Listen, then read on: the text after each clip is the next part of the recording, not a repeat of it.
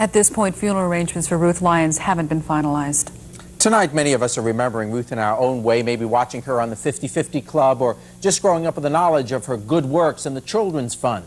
Well, tonight, Michael Collins talked to the people she worked with and people who remember how she made them laugh.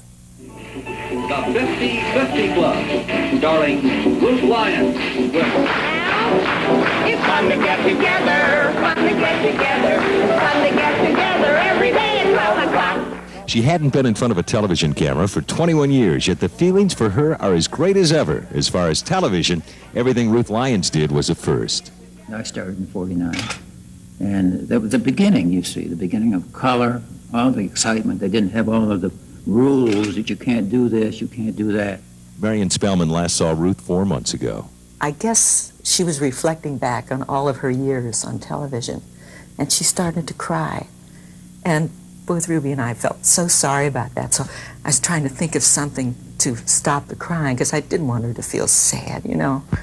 And her hair looked really nice, and I patted her hair, and I said, "Oh, Ruth, your hair looks so lovely." I said, "As a matter of fact, you look pretty sexy." And she laughed. And we were so thrilled about that she responded to that. Even if you never met Ruth Lyons, if you watched her, you knew her personally. Ironically, tonight at the Drawbridge Inn, there was a reunion of the 50-50 Club, and Ruth's personal friends were everywhere. You really felt like she cared about people. Well, you just felt like you had to watch her all the time.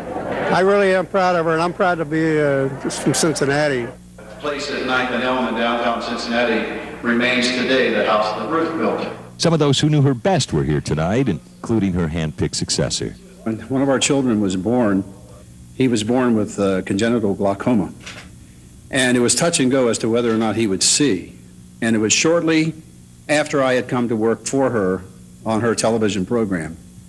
And she called me into her office and she said, "Somewhere in the world is a surgeon who could cure that boy. And I know you're a young kid. I can afford it if you can't." Find a friend like that today.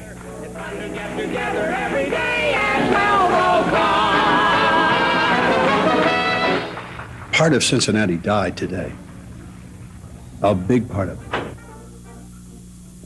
She was an absolutely remarkable woman, touched a lot of people's lives. 20 years later, it's as if she was still on the air.